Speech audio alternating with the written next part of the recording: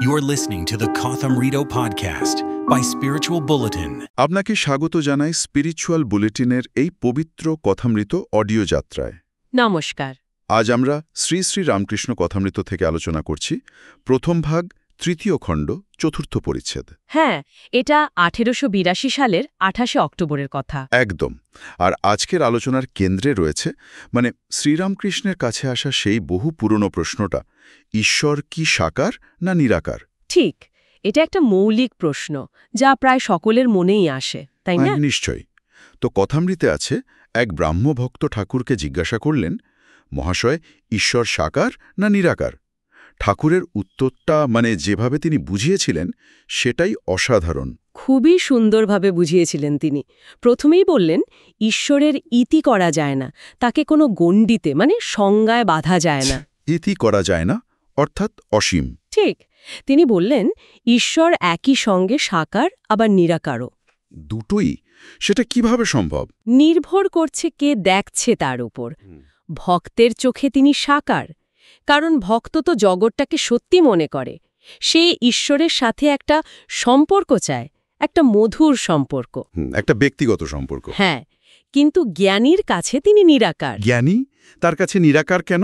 কারণ জ্ঞানী জগৎটাকে এই যে আমরা যা দেখছি এটাকে স্বপ্নবৎ মনে করেন, অনিত্য। তাই তার কাছে ঈশ্বর কোনো নির্দিষ্ট রূপে ধরা দেন না, তিনি শুদ্ধ চৈতন্য। বুঝা গেল, ভক্ত আর জ্ঞানীর দেখার তফাৎ। ভক্তের কাছে ঈশ্বর একজন ব্যক্তি, একদম, যিনি শোনেন, যিনি সাড়া দেন। আর জ্ঞানীর কাছে তিনি হলেন সেই পরম সত্য যা শুধু অনুভব করা যায়, মুখে ঠিক বোঝানো যায় না। এই ব্যাপারটা বোঝানোর জন্যই তো তিনি ওই সচ্চিদানন্দ সমুদ্র আর বরফের উপমাটা এনেছিলেন, তাই না? হ্যাঁ, অসাধারণ উপমা সেটা। ব্রহ্ম হলেন যেন এক অনন্ত অকুল সচ্চিদানন্দ সমুদ্র, সত্তা, চৈতন্য, আনন্দের মহাসাগর। আর ভক্তের ভক্তি? ভক্তের ভক্তি হল ঠান্ডা হাওয়া, ভক্তি হিম। সেই ঠান্ডাতেই ওই অনন্ত জলরাশির কিছু অংশ জমে বরফ হয়ে যায়। নিরাকার ব্রহ্ম সাকার রূপ নেন ভক্তের ভালোবাসার টানে। ঠিক ধরেছেন। কিন্তু যখন জ্ঞানসূর্য ওঠে, তত্ত্বজ্ঞান লাভ হয়, তখন সেই বরফ গলে আবার জল হয়ে যায়, সেই আগের অসীম জলেই মিশে যায়। তখন আর আলাদা কোনো রূপ থাকে না। বাহ! তার ভক্তের আকুতিই নিরাকারকে সাকার করছে। আচ্ছা, জ্ঞানীর পথটা বললেন জগৎ স্বপ্নবৎ মনে করা, ওই নেতি নেতি বিচার, ওটা ঠিক কি? জ্ঞানীর পথ হল বিচার, বিশ্লেষণ। বেদান্তের ভাষায় নেতি নেতি বিচার, এটা ব্রহ্ম নয়, ওটাও ব্রহ্ম নয়। এভাবে জগতের সব অনিত্য জিনিসকে বাদ দিতে থাকা, বাদ দিতে দিতে এগিয়ে চলা। হ্যাঁ, এই কঠোর বিচারের শেষে তারা বোঝেন যে এই আমি আর এই যে জগৎ, কোনোটাই আসলে চূড়ান্ত সত্য নয়, মায়া। তখন জ্ঞানী ব্রহ্মকে কেবল বোধে বোধ করেন, অনুভব করেন, কিন্তু সেই অনুভূতিটা কেমন তা বলতে পারেন না। কারণ বলার জন্য যে আমিটা দরকার সেটাই তো আর থাকছে না। হ্যাঁ, ওই যে পেঁয়াজের খোসা ছাড়ানোর মতো, চমৎকার বলেছেন। ঠিক তাই, পেঁয়াজের খোসা ছাড়াচ্ছেন, শেষে কি থাকে? কিছুই না।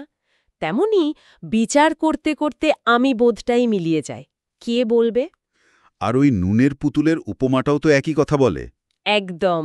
নুনের পুতুল যদি সমুদ্র মাপতে নামে, সে তো নেমেই গলে যাবে, সমুদ্রে মিশে যাবে। হ্যাঁ, ফিরে এসে খবরটা দেবে কে? পূর্ণ জ্ঞান হলে সাধকের আমি, ওই অহংরূপ নুনের পুতুলটা সচ্চিদানন্দ সাগরে একদম মিশে যায়। তখন আর ভেদ বুদ্ধি থাকে না, দ্বৈত ভাব থাকে না। তাই পূর্ণজ্ঞানী চুপ করে যান, যেমন কলসি পুরো ভর্তি হয়ে গেলে আর শব্দ করে না। ঠিক। কিন্তু ঠাকুর এটাও তো বলছেন যে এই আমি সহজে যায় না। তিনি তো নিজেই হেসে ফেলেছিলেন, আমি মোরে ঘুচিবে জঞ্জাল। হ্যাঁ হ্যাঁ। তাহলে আমাদের মতো সাধারণ মানুষ যারা এই আমিকে সহজে তাড়াতে পারে না, তাদের উপায় কি? এখানেই ঠাকুরের বাস্তব বুদ্ধি আর করুণা। তিনি জানতেন এই অহং বা আমিকে পুরোপুরি মুছে ফেলা খুব কঠিন, ভীষণ কঠিন। তো তাই তিনি একটা উপায় বললেন, যদি আমি রাখতেই হয় তবে কাঁচা আমি রেখো না, পাকা আমি রাখো। পাকা আমি? সেটা কি রকম?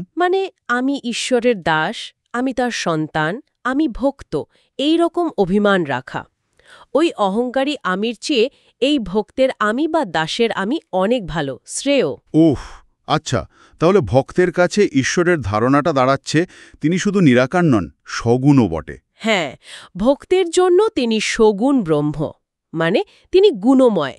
তিনি একজন ব্যক্তি যিনি প্রার্থনা শোনেন, সাড়া দেন, যিনি সৃষ্টি করেন, পালন করেন, প্রলয় করেন, অনন্ত শক্তি, অনন্ত করুণা তার। ভক্ত তার সাকার রূপ মানতেও পারে, আবার নাও মানতে পারে। পারে সাকার মানক বা নিরাকার ধ্যান করুক, মূল হল ঈশ্বরকে একজন জীবন্ত সত্তা হিসেবে অনুভব করা, যার সঙ্গে একটা সম্পর্ক পাতা যায়।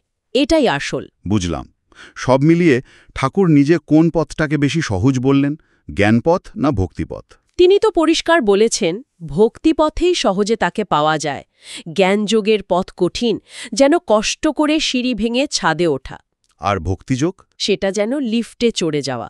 ভগবানের কৃপার, তার নাম করে, তার উপর ভরসা করে অনেক সহজে লক্ষ্যে পৌঁছানো যায়। তাহলে মদ্দা কথা হলো, ঈশ্বরের স্বরূপটা আসলে আমাদের ধারণারও অতীত।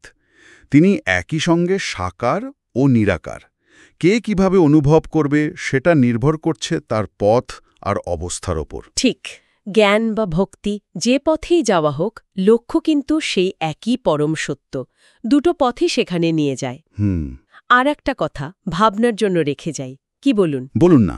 যদি পূর্ণ জ্ঞানে আমিটা পুরোপুরি মিলেই যায়, অথচ ঠাকুর বলছেন ভক্ত আমি বা দাস আমি রাখতে, তাহলে এই যে ভক্ত আমিটা রয়ে গেল, তার সাথে ওই পরম ব্রহ্মের সম্পর্কটা ঠিক কেমন? ইন্টারেস্টিং প্রশ্ন তো। মানে এই সম্পর্কটা কি নেহাতি মায়া, নাকি এরও কোনো পারমার্থিক সত্যতা আছে?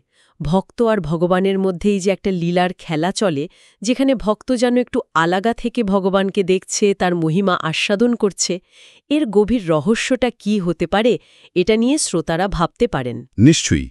এই গভীর প্রশ্নটি নিয়েই আমরা আজকের আলোচনা শেষ করছি। নমস্কার। নমস্কার। নমস্কার।